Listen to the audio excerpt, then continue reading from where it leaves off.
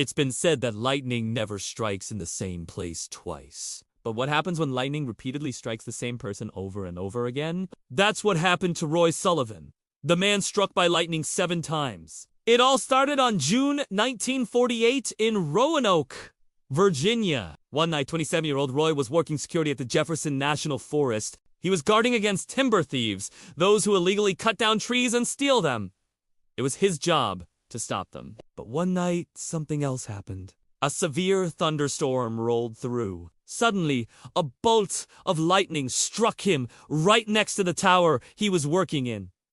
He survived. Maybe it was his job to protect the forest from both thieves and lightning. After this first strike, he returned to work. He continued doing his job protecting the woods. Roy worked there until 1970, 23 years later. And throughout that time, lightning kept striking him. He was struck in August 1951.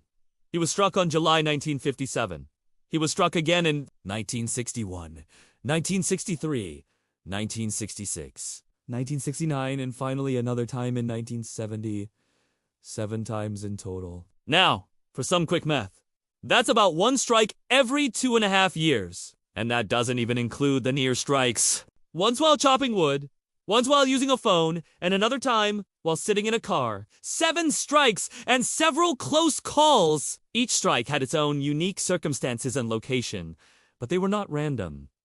Roy was always outside. Roy was always working. And it wasn't because he enjoyed being outside or he loved his job. No, it was because he had no choice. You see, Roy didn't live in a house.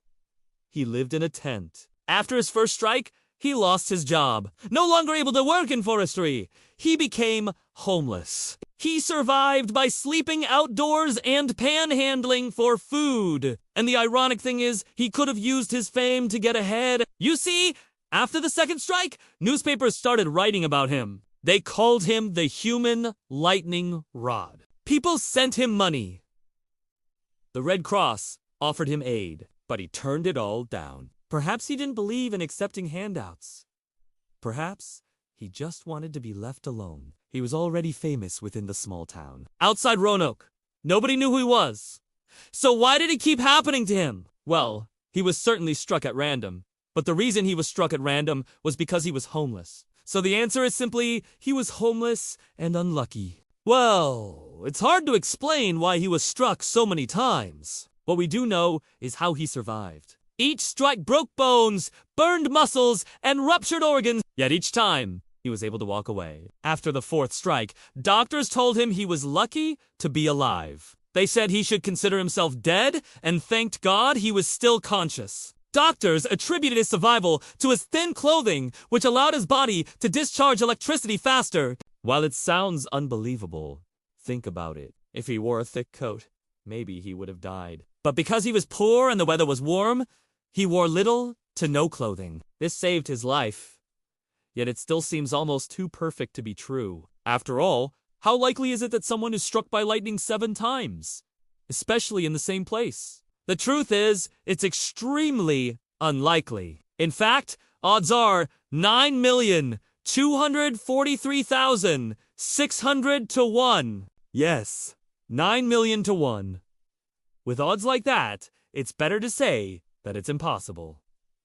But lightning isn't random. At least it's not entirely random. There are places where it's more likely to strike, and that's where Roy happened to be, a homeless man living on top of a mountain. Roy was often found sleeping near the Empire State Building, which gets hit by lightning about 100 times a year. Not exactly the safest place to sleep, but he was too poor to choose a safer place. Because of his situation, he became a legend. Newspapers wrote about him. Photographers searched for him, but the more famous he became, the less he wanted to talk about it. He knew people were searching for him.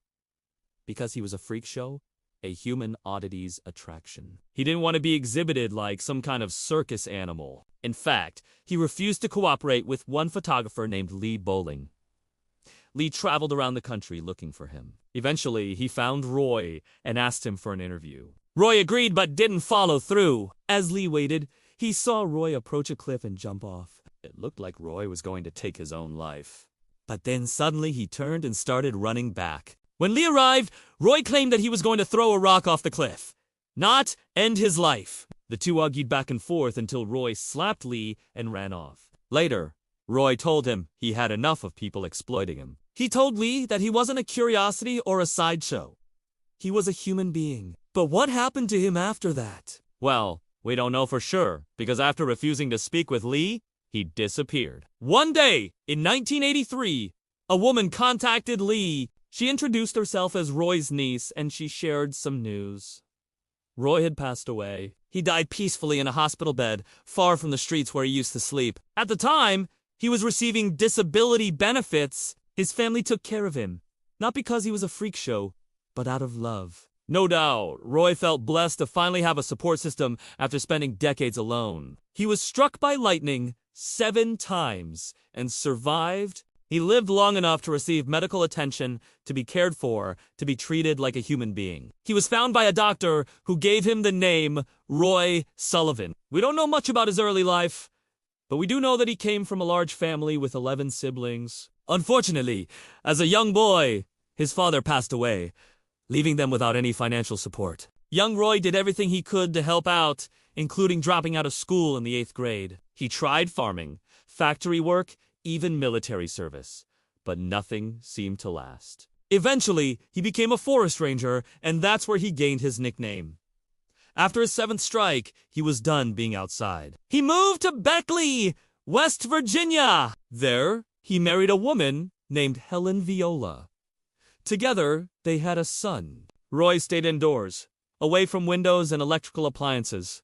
He knew he was safer that way. It's truly remarkable that he survived. His story was made into a movie and several documentaries. Many people still wonder how he managed to live through it all. Some say he was simply lucky, but luck has nothing to do with it. Some say it was his thin clothing, but that's just a small part of the story. Ultimately, we may never know for sure, but that doesn't mean we can't learn anything from his story. Maybe it's that no matter how difficult things seem, no matter how unlucky we feel, there's always hope. After all, hope is what keeps us alive. Thank you for watching this video. And remember, hope is what keeps us alive. Please hit that subscribe button so you don't miss our next story.